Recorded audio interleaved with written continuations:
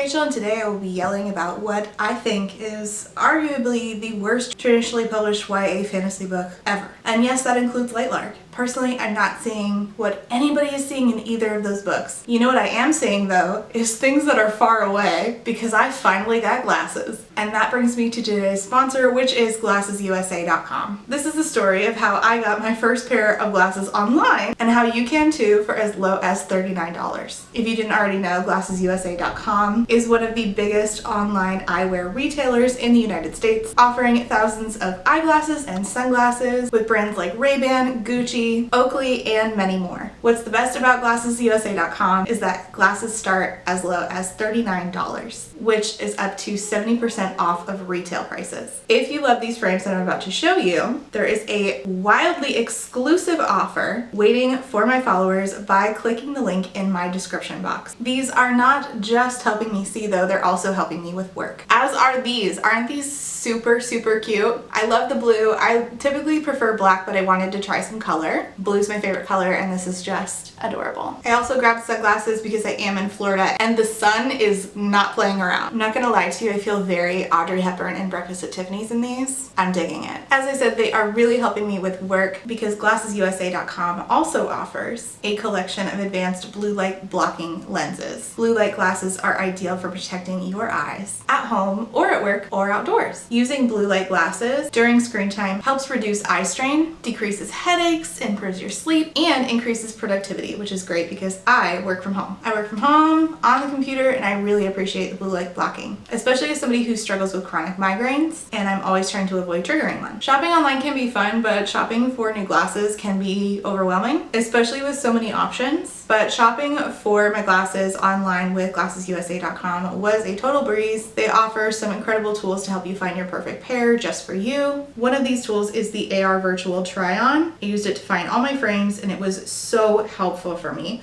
Also, shopping online at GlassesUSA.com is a risk-free shopping experience with free shipping and returns and 100% money-back guarantee within 14 days. GlassesUSA.com is offering a wildly exclusive discount on top of any coupon code that they already currently have on their website, just for my followers, and it's only available for 24 hours. So click in the link at the top of my description box to get all the details. And once again, thank you so much to GlassesUSA.com for sponsoring this video. Have I done a full review of this book before? Technically yes, but it was one of my first videos ever when I started YouTube and the production quality is terrible. Hi, my name is Rachel and today I'm going to be reviewing Caraval by Stephanie Garber. As usual, this will be a spoiler-free review in the beginning and then a spoilery review afterwards. So if you're not interested in continuing into the spoilery review, then make sure you stop when I say, you know, here comes a spoilery discussion, because I don't want to ruin anything for you, even though I didn't like the book. I want to preface this by saying that these are my opinions, and even though I didn't like this book and I have a lot of things to say about it, nothing that I feel or say is a reflection of the author, and it's certainly not a reflection of the readers who love this book. If you love it, that's great, and I'm just glad that you read, but this book was not for me, and I'd like to talk about why. I totally understand that this is a well-loved book, and it's talked about across YouTube with pretty glowing reviews, and if you have anything that you want to share or talk about that has to do with Caraval, or even if you disagree with some of my opinions and want to have a conversation about why, please leave your comments below. I wanted to remake it because back then I was afraid to be my full self, as you can see. Now I'm like, yeah, I don't care. I don't need to be nice to paper and ink. Listen, I do not like this book. I don't like anything about it. And the thing is, I was expecting to like Caraval by Stephanie Garber. I have major FOMO about this. I am salt, like Lot's wife, because I wanted to love this, okay? The people that love this seemed like they're having a great time. I want to have a great time. I did not. And the fact that this has 4 stars on Goodreads is astounding to me. The book says, welcome to Caraval, the grandest show on land or by sea. But before you enter our world, you have to remember it's all a game. If it's a game, then why am I having such a bad time? Is this a game of golf? Because in that case, surely then I can understand why I'm having such a bad time and why this book evokes misery from me. Scarlett Dragna, our main character, lives on a tiny island with her sister and her father, who is the governor, I think. I don't know. He's some dude in a political position of power. Right off the bat, we can see her father is abusive to her, to other people, to her sister, and he manipulates his children by threatening abuse on one daughter to like get to the other. Scarlett and her sister Donatella live with their father. Their mom is not in the picture, and their grandma used to tell them stories about Caraval, this legendary performance thing that happens once a year, run by this dude named Legend, and it's like a festival. Even though you think it's like more like a carnival, it's not. Don't let the name fool you. Don't let anything about this book's marketing fool you. It's all lies. It's more similar to like a festival island that happens once a year. There's this once a year performance, okay? Let me just read you the synopsis. Scarlett Dragnet has never left the tiny island where she and her sister Tella live with their powerful and cruel father. Now Scarlett's father has arranged a marriage for her, and Scarlett thinks her dreams of seeing Caraval, the faraway once a year performance where the audience participates in the show, are over. But this year, Scarlett's long dreamt of invitation finally arrives. With the help of a mysterious sailor, Tella whisks Scarlett away to the show. Only as soon as they arrive, Tella is kidnapped by Caraval's mastermind organizer Legend. It turns out that this season's Caraval revolves around Tella, and whoever finds her first is the winner. Scarlett has been told that everything that happens during Caraval is only an elaborate performance. Nevertheless, she becomes enmeshed in a game of love, heartbreak, and magic. Does she? And whether Caraval is real or not, Scarlett must find Tella before the 5 nights of the game are over, or a dangerous domino effect of consequences will be set off, and her beloved sister will disappear forever. But I thought it was only a game. I guess it's a game in the way that Russian roulette is a game. Scarlett has, over the years, several times, written to the organizer of this event, known as Legend. She's written him and asked for tickets. This year, Scarlett's father has seen to it that she gets engaged to this dude, the Count, who she's never met, but she's exchanged letters with. She also finally gets a letter from Legend, how convenient, saying that her and her fiance can come and see Caraval. So there's this mysterious sailor named Julian and Scarlett's sister Donatella, and Scarlett goes to talk to Donatella and finds her making out with mysterious sailor Julian. In the synopsis it says they whisk her away.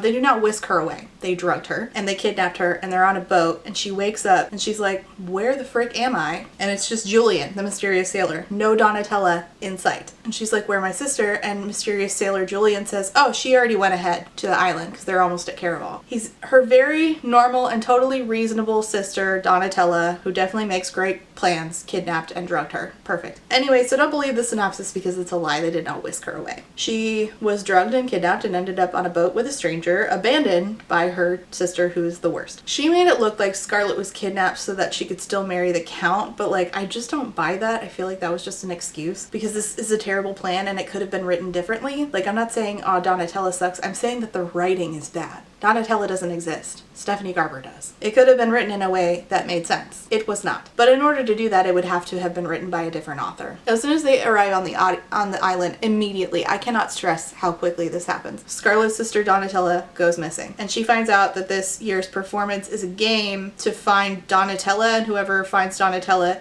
gets a wish from Legend.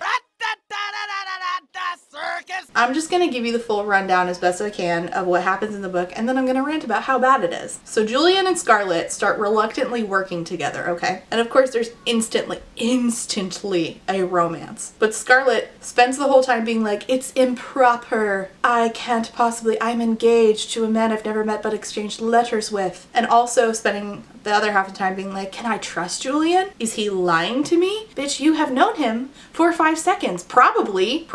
I mean, he went along with a plot to drug you and kidnap you, but alright. When we first meet him, he's allegedly making out with her sister, but by the time they get to the island, they've allegedly broken up. I don't know, it's stupid. Everything's stupid. There's also Legend, who's the host of Caraval, but we don't really see him. And by the way, several times, who we get told is Legend is not Legend because Stephanie retcons you like 16 different times. And then there's other people who exist on the island only to like be part of the game, I guess, who Scarlett runs into. A boy tells Scarlett and Julian that they'll be solving mystery. Mystery is find Donatella. I don't really know how that's a mystery, but okay. He says they cannot get too caught up in the game or they could go mad or be killed. So it's not just a game then? Anyway, then they sign a contract in blood. What kind of fucking game is this? They go to an inn on Caraval called the Serpient. Julian shows up in Scarlett's room and he's like, we have to pretend to be fiancés. And he starts to like take his clothes off and get into bed to go to sleep. And Scarlett's like, impropriety, oh no. And she's like, I'll just go to another room. And then he gives her an envelope with a key in it that has Donatella's name on it. Scarlett goes to this room, knocks on the door. Donatella's inside, but she's with a dude that Scarlett can hear. She never actually sees them. Donatella's like, don't come in. By the way, by the end of the book, this is rendered completely pointless. Like much of this, actually. She falls asleep outside of the room. Scarlett does. Okay. Then these people named Dante and Valentina wake her up. Dante's like, you can sleep in my room. Like immediately flirting with Scarlett, which this also too is rendered pointless by the end of the movie. Probably would have wasted less time, but it's a book. He's like, you can sleep in my room and I'll sleep in my sister's room. She says no. Because her and Julian are engaged. Or he invites her to dinner and Julian, she's like, oh, I'm engaged to Julian, and so she says no. The next morning, Donatella's room that she was in for whatever reason was ransacked, and the other contestants are stealing her shit and looking for clues, and a man grabs some earrings, and those earrings were actually Scarlett's, and she chases him, and she leaves all of her crap that she gathered with like some pregnant lady. All of this, by the way, is rendered pointless again by the end of the book. And Julian's like, oh, it's all part of the game. People try to sell items from Caraval. Okay. Scarlett is like, oh, I just want to get my sister and leave. And Julian's like, well, in order to get your sister, you're going to have to play the game. She only planned to stay one day. Now she's going to have to stay longer, obviously. Damn. Who could have predicted this? They find out that there's going to be a bunch of clues. Next clue is a picture card. Dante shows up again. Julian is like acting possessive over Scarlett, and Dante leaves after hearing that Julian and Scarlett are engaged, which doesn't make sense because like earlier she was like, wait, I'm engaged, I can't go to dinner. Anyway. And Julian's like, be careful because Dante won the last game he played, but it cost him. And he's like, I think Dante is back to win again and use the wish to fix his life. All of this is, by the way, a lie and moot because there's going to be 15 different stories that happen before you finally get the story. Every single one of those stories is disappointing. Why did we get lied to 50 times? Just because Stephanie Garber felt like it. At one point, Scarlett finds a staircase in a fountain, and it leads down to tunnels where she can hear people screaming. And she's like, I wonder if Tella's in the tunnels. And Julian says, no, legend doesn't work that way. What way? What do you mean? Why are there people in tunnels screaming? And by the way, this never gets answered. Not even in the sequel. Which, yes, I read that too. There's this character named Aiko who reports on each round of Caraval through pictures. And she says she will show Scarlett all the pictures, like she draws pictures, of all the games for a price. And Scarlett's like, I want to see the pictures of Legend. I want to see she finds out her grandma played a game of Caraval. She finds out Julian once played a game of Caraval. She wants to see the one that Dante was in, and some lady named Rose who died. And the price is she has to go buy 2 new dresses in a special shop. Wow, that makes total sense. And the cost of the dresses is she has to say her greatest fear and her greatest desire. Or she can purchase with 2 days of her life. She lies about what her greatest desire is and says, my greatest desire is to get my sister back. She's the worst sister ever, so of course she lied about that. And the scale knows she's lying, and so it says, okay, I'll just take 2 days of your life. And the shop owner's like, I'll take those days now, please. So she kicks it. And Dante finds her and takes her back to her hotel, and he says that his sister has disappeared. By the way, this is a lie.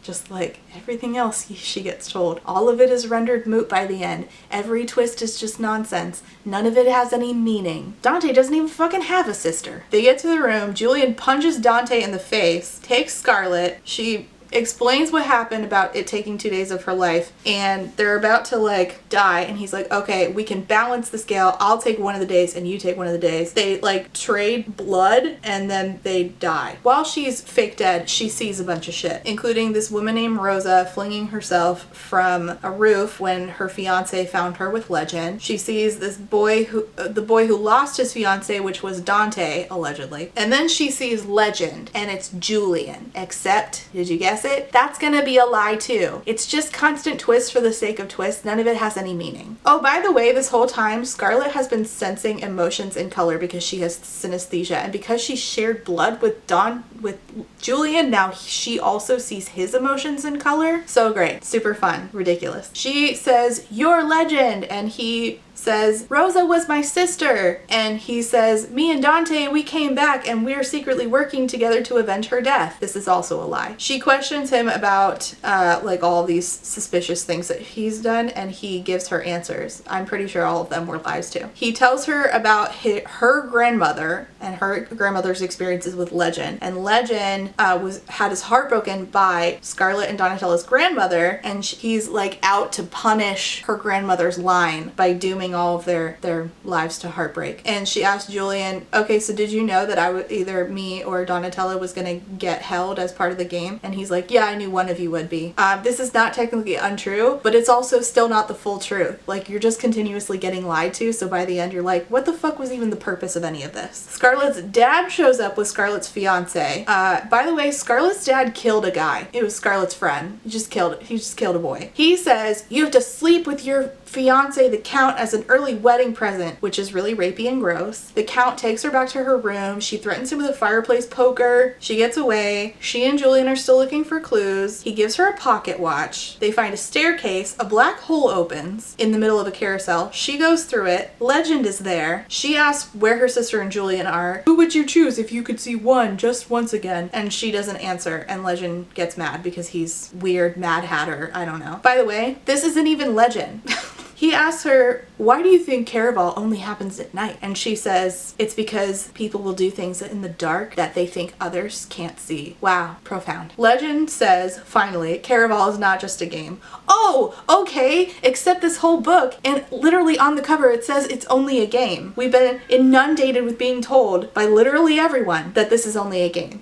And he's like, "The repercussions for what happened here linger." Julian shows up. Legend says that he and Dante have been working for Legend all along. Oh, by the way, Dante was dead. Or Dante is dead? At some point, Dante gets killed, except no, he doesn't. And so then she asked Julian, was Rosa's story even true? That it was his sister and she killed herself after her fiance found her with Legend? And he's like, "Yeah, it was true, except Rosa was not my sister." So sisters aren't sisters, brothers aren't brothers. It's a mess. Scarlet touches the pocket watch that Julian gave her, like not that long ago, right? Before they jumped in the carousel. Legend notices it. He opens it, and a message comes from Julian that he like pre-recorded, and he's like, "It's not just a game to me," because she thinks that like he's betraying her. Anyway, Legend stabs Julian and he dies. Except no, he doesn't, because everything's a fucking lie and nothing actually matters. I hate this book. Legend's like, Donatella is gonna be killed in an hour. He gives Scarlet like an invitation to Donatella's funeral. Corny. Unless Scarlet finds her first. And she finds Donatella in a room with a balcony, and Donatella's like, "I'm so glad you're here. I'm so bored." Stop. Shut up. You haven't been here this whole time. Scarlet tries to convince her to escape. Donatella thinks everything's fine. She's like, "Scarlet, you got way too into the game." Except the game's not a game. We just heard that. Anyway, she's like, "The game's over. It's fine." Scarlet says their father's there with the Count, and she shows her the invitation to Donatella's funeral. But of course, the invitation now looks like a Caraval staff party. And Donatella wants Scarlet to go meet the boy that Donatella met and was in the room with, allegedly. And Scarlet is like shocked because Donatella says she's engaged. Can I help you, sir? Can I play a Mario game? Can you play a Mario game? Yeah, Sure. with a race. With a race? Yeah, when I'm done working. I think Dada wants you to wait and not play that right now. I don't like it. I'm sure. I know that that's very frustrating. It's frustrating when we want to do something like read a good book and people, Stephanie Garber, for instance, prohibit us. Why? I don't know. I would love the answer to that too, son. Poop? Yes, this book is poop. Is it miracle? Is it a miracle? I would say no. Miracle cookies. Okay. I don't know what that last word was. Fart noises. Got it. Okay. Now I need you to go downstairs with Dada because I'm not done working. Okay. Okay. Mover, I think. Can you get downstairs and shut the door? She's like, "I'm engaged." She's not. It's a lie. Everything's a lie. And Scarlett's like, I just wanna get the fuck out of here, but Donatella's not gonna come with me, so I guess I just won't. I mean, I would. So the girls, of course, put on pretty dresses to go to the staff party, and Donatella's fiance arrives, and it's Legend! And Scarlet's like, that's Legend! And Donatella's like, no, it's not, that's my fiance. And then their father and the Count walk in, of course. By the way, nobody here is who they're saying that they are. Legend is not Legend. The Count is not the Count, which that's spoilers for book 2, but whatever. Everything gets retconned. It's nonsense. Legend is like, actually, I am Legend. It's not Legend. And Donatella is like, I would rather die than go back with my dad to Trista. And she jumps off the balcony and commits suicide. Yeah, Stephanie Garber wrote that into a book. But it gets worse. Scarlet is like, oh, okay, well my sister's dead. You can't hold harming Donatella over me anymore. And now I'm gonna tell everybody that you killed my friend and you won't be in a position of power anymore. You killed my friend Philippe all that time ago. And Legend is like, by the way, your dad killed Dante. No, he did, because Dante's not dead. Everything is bullshit. Everything is nonsense. Scarlet is like, all right, I found Donatella, so let me get my wish. And she's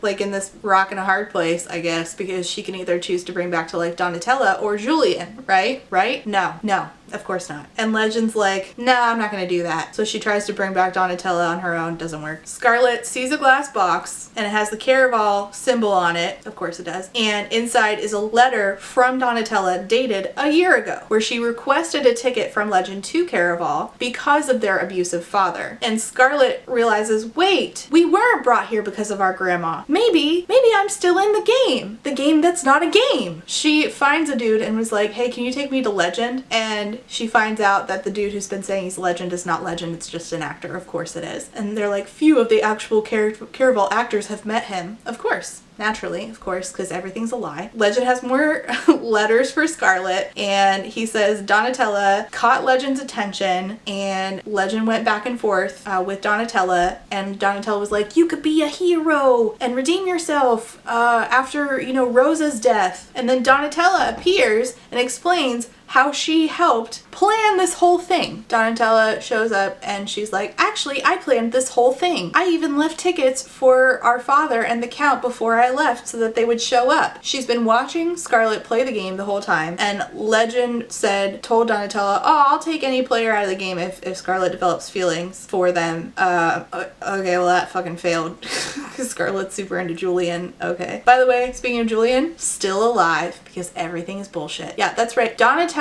planned her own suicide to manipulate Scarlet into telling off their dad. That's what this whole thing was. That's it. Okay. Julian's still alive. Dante's still alive. Scarlet's confused about how much was real and how much was fake. The answer is everything was just bullshit. Donatella says the players are given rules, but they have to improvise, and if they die in the game, it's an actual death. But at the end of the game, the magic of Caraval brings them back to life. That's it. That's the magic system. Got it. Julian wasn't even supposed to stick around. He was supposed to leave when they got to the island, but he stuck around because Scarlet pretty. Donatella and Julian, by the way, were never actually together. They were never making out in the beginning. That was a lie. That was part of getting the game started. All of this was just to manipulate Scarlet. What a great sister. Scarlet is like mortified because she's like, oh, I fell for a guy thinking that my sister and him were into each other. No worries. It was a lie, just like everything else. Scarlet figures out that Julian is Legend's brother. He almost left, but he came back when his brother said that he had a shot at redemption, and he was like, I wanted Legend to not be so villainous, and I stayed because of you, Scarlet, and they kiss. The end.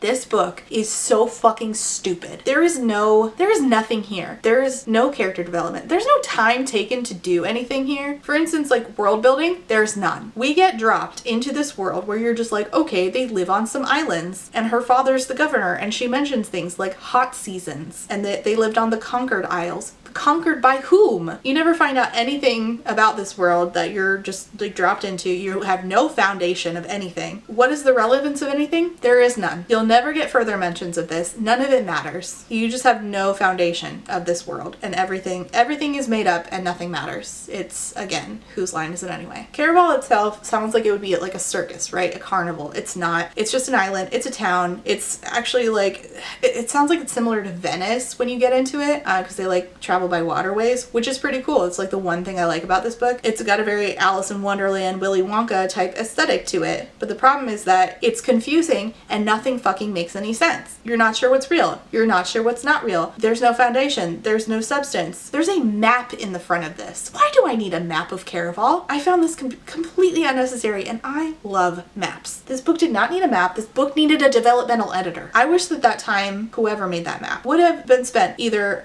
just in general, I wish that the time spent here would have, like, leave out maps, stuff about conquered isles, do like 50% less dress descriptions, and write some actual world building. Stop dropping in tidbits that are completely unnecessary just because they sound pretty. It's not a circus, it's not a carnival, it's a city where everything is manipulation. The magic system, there's none. The only explanation we get of it, and I shit you not, is so ridiculous, it's never actually learned by the audience how anything works. The audience is told by Donatella, well, not even about by Donatella, it's like told that Donatella says to Scarlet, and Donatella, who is absent for the majority of the book, by the way, until she manipulates her sister into pressing her to her own suicide. I don't get it. The explanation, all of it is, she did her best to explain the truth about death and Caraval. Tella didn't know the particulars as to how it worked. It was one of those things that people didn't really talk about. Bro, what? What? That is the laziest fucking writing I have ever come across, and I have read a lot of books. Stephanie Garber took Go Girl Give Us Nothing and ran a fucking 500-meter dash. She uses the cop-out of it's all a game whenever she doesn't want to make stuff make sense, and then she was like, I can't say it's all a game anymore, so I'll just have Tella say, I don't know, it just does. What? This is all nonsense. I am reading this entire book and wondering how this magic system works, and getting that as an explanation, oh my god, it's so lazy! It was a cop-out, it was done instead of doing the work to create something. It's slapped together with spit, a prayer, and a dry glue stick. There were so many opportunities here, and Garber did nothing with them, and from what I can tell, nobody challenged her to do anything with them. This was all just vibes, like start to finish vibes. No care was taken here. There's no structure in the world that's built here. There's no structure in the magic system. The character arcs don't make any fucking sense because they are not structured. Scarlet is our main character. She is our main POV for the entire book, and Scarlet is the fucking worst. She is naive. She is boring. She is terrified of impropriety. She's easily embarrassed. She's also judgmental, especially of her sister, who she's supposed to love but never actually prioritizes. She's just like, oh, Donatella, why do you do the things that you do? Ugh. And Donatella, we don't see much, but what we do see is she's manipulative and makes terrible plans. And not in like a haha funny way, but in a I cannot believe I just read an entire book made up of Donatella's terrible plans. A fake suicide to manipulate your own sister? Not even a fake suicide. A suicide that you knew would be like retroactively like erased to manipulate your sister? What? Julian is disinteresting. His character changes like 16 different times, or at least his backstory does, so his traits change, so the entire character becomes incredibly convoluted by the end. The villains, first of all, Legend never technically, I mean, Legend is there, you're just not told that it's Legend. Like, have you figured it out yet? Spoilers. You don't want to know, mute me. It's Dante, whose story also changed 16 different times. Okay, there you go. There's the spoiler. As I said, I did read book 2. It was also terrible. Don't come lying to me and telling me that it was good when it wasn't. The other villain is Scarlet's father, who, despite killing a child, serves no consequences, but alright. Yeah, him, the father the child abusing father, he's like super one-dimensional. This is just the most lazy villain writing of all time. Like, why does he do the things that he does? I don't know. He's just evil for the sake of it. He's just evil because Stephanie Garber needed an evil cardboard cutout person, and she did it. The fact that he shows up and tries to get this dude who is her fiance, who, by the way, in book 2 we find out is not her fiance. Once again, everything's a lie, so therefore everything is rendered pointless by the end. And he's like, you're gonna rape her, essentially. There was no purpose for this. It was just there to make him look like a mustache twirly villain. I fucking hated it. Absolutely ridiculous scene that did not need to be in this book or any book. And this is a problem throughout this entire book, is none of these characters really give you anything. They are caricatures. They are cardboard cutout people that on the back of the cardboard with their, faces on it, Stephanie Garber has written, little tid points. Villain, rapey, killed a child. That's it. The things that they do don't make any sense because they were never actually cultivated as real people. It's very hard to want to continue the story when you're so frustrated with these characters all the time for not making any fucking sense. They don't develop over the story. What development they do have is convoluted because, again, there's constant plot twists, which are not twists. It's actually just the author retconning everything. I will say something sort of nice is that the pacing is very quick. This is a book you can fly through. I mean, it did not take me very long to read this at all, but that comes with the caveat of, you feel like you very quickly got nowhere. There's a ton of cop-outs to make this book go by so quickly. There's insta-love, there's no explanation or exploration of the magic system. There's no theme, there's plot twists that don't make any sense and are simply there for Garber to have a shortcut to shock value without actually doing any work. And there's so many of these quote plot twists that cause the entire story to become super convoluted, and some of these plot twists end up being completely moot by the end because they conflict with each other. And other plot twists. You think you're getting a story about family dynamics, particularly like a sisterly bond? You're not. Those two don't really give a fuck about each other. The writing itself I would have to describe as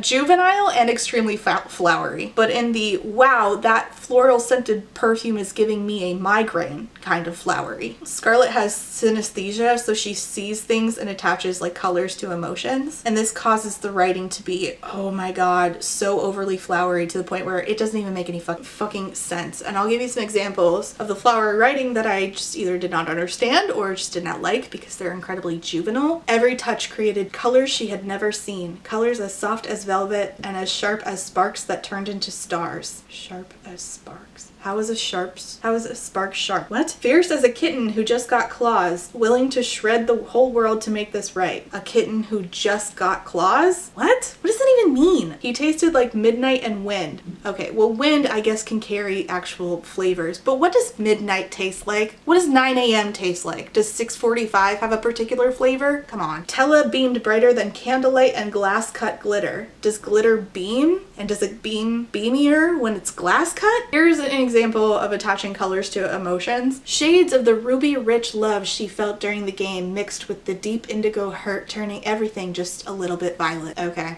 It came in cool shades of forget-me-not blue, which wrapped around her like an evening fog, making her feel hidden enough to acknowledge that she wanted to experience more of Caraval's pleasures than she would have ever admitted out loud. What? Oh, this is one of my favorite. The world tasted like lies and ashes when Scarlett awoke. Tasted like what? What does a lie taste like? This one haunts me. Something acidic and moldy and burnt bubbled up through Scarlett's throat. The taste of death. What the fuck? First of all, how is that what death tastes like? And second of all, how can something be acidic and moldy and burnt? Huh? Scarlett, even though having just met Julian, ends up in these positions where she feels like she has to choose between her sister Donatella and Julian, it makes no sense. And then she still ends up choosing Julian. You'd think that because this is a game and there would be like other players in Caraval, right? So that would cause there to be like more characters. No, it's just a very small group of characters and it's mostly focused on the dynamic between Julian and Scarlett, the dynamic of which, by the way, is insta-love. And if I were writing this, okay, I'd say like, let me have flashback scenes to Scarlett and Donatella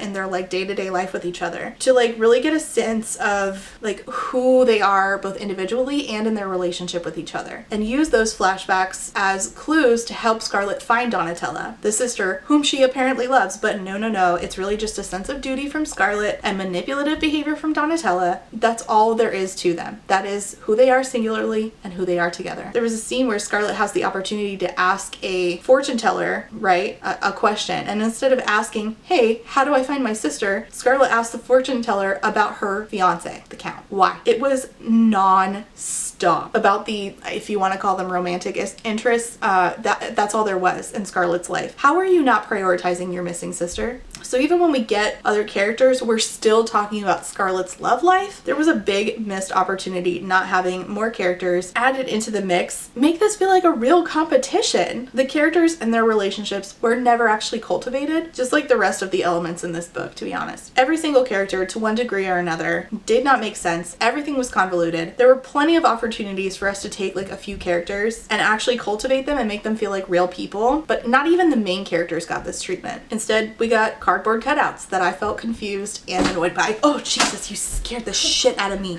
Every single character, to one degree or another, does not make sense. There were so many opportunities, and instead she made a small cast. And if you're gonna make a small cast of characters, fine, okay, but how did I leave a book with such a small cast of characters with such a limited understanding of them? If you're gonna make a small cast, you better have your readers leave with an intimate understanding of your characters. Stephanie, how did you fuck that up? I have so many unanswered questions. Like, why didn't Tella just not? Also, why did she fool around with Julian if the whole thing was just a ruse to get Scarlet to the island to do Caraval? If this whole thing was just about getting rid of their father, why didn't they just kill him or turn him in for killing Philippe? She's like, oh, I have balls now. I guess I'll threaten you with that information. It never occurred to you sooner? How? He drowned a kid and you let him get away with it until your sister manipulated you by committing suicide? What? What kind of game makes you sign a contract in blood? Imagine if Monopoly was played that way. Although in my family, I kind of feel like it was. What was with all of the people screaming in the basement? Why was that never explained? Did they get swept up in the game? What happens to them after? I don't understand. Why did Julian tell so many freaking lies? Why did Dante? Why did he need to have a fake sister? Why did Julian need to have a fake sister? Why did they need to say that Dante played the game before and now he's back to win, to fix his life, but then it's him and Dante, Julian and Dante were working together, but in actuality that's also a lie because Dante is literally legend? I don't understand. It's just a mess of misdirections and convoluted bullshit. It's just, it felt like a fucking waste of time with how many times she lied to me. I would never end up with somebody that I caught my sister fooling around with, even as a joke. Also, I would never speak to my sister again if she manipulated me like this. Like, especially with Garber writing Donatella manipulating Scarlet by committing suicide as, like, using that as a device to get Scarlet to finally snap. That's too fucking far, dude. That was really cheap. Don't ever use someone else's suicide as a device to propel your main character on their mission. That's not appropriate whatsoever. It easily could have been written a different way. I wish people who really cared about like quality of books had worked on these ideas with Garber, and I'm really tired of the excuse of it's just a YA book. People say this with Lightlark too.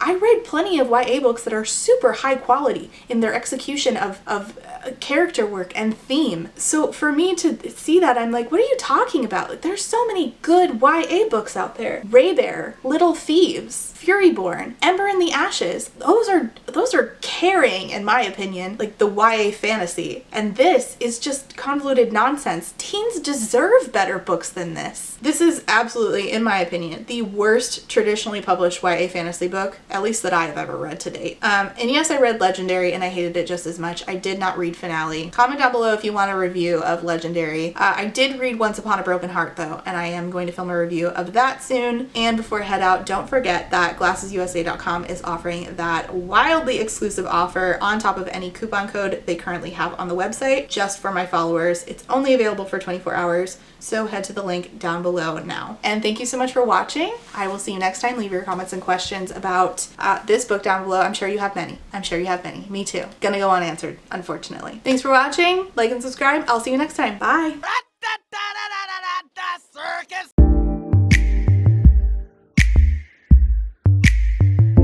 Hello, it's Trash Can Rachel. Before I go, I have to say thank you for being a friend to my Therapy Buzz patron. Alexander, Allie Magpie, Amanda M, Ash, Ashley B, Bubble Tea, Chris, Claire, Des Roberts, DJ Crummer, Emperor's New Blues, Eric D, Harley, Jack and Jill, John E, Casey McKenzie, Kate W, Kelly K, Quinn, Lex, Lula, Molly, Mrs. Kittybug, Alice, Peggy Lou, Witch Bitch, Rain, SJ, Samar, Scarlett, Shiny, Sierra, SMK, and Zachary. Thank you all so much for being a friend. Before I go, I have to say thank you for being a friend to my Potato Search Marxist patrons, and those are AM Angel, Aiden, Alicia, Amanda D, Amanda B, Andy, Angelica, Anita, Artie the Ninth, Ashley H, Aubrey P, Ava, BB, Blythe, Bookish Barbie, Ray, Bree, Brenda, Bryn, Caitlin, Carlin, Catherine, Kathy, Chris, CJ, Colleen, Courtney, Corwin, Darren, Deandra, Deborah, Diet Goth, Dorian, Dorothea, Ebby, Eden, Elise, Ember, Emily A, Emily L, Faith, Grace, Gracie, Hannah C, Hannah T, Harpy Kuro, Hello There Darling, Ilianaka, India Inks, JM Tennant, J is on Olympus, JT, Jen with 2 N's, Jennifer T, Jenny, Jillian, Jules, Kaylee, Kat, Katya, Keely, Kylie, L. Lindbergh, Laughing Cat Dog, Laura Garcia,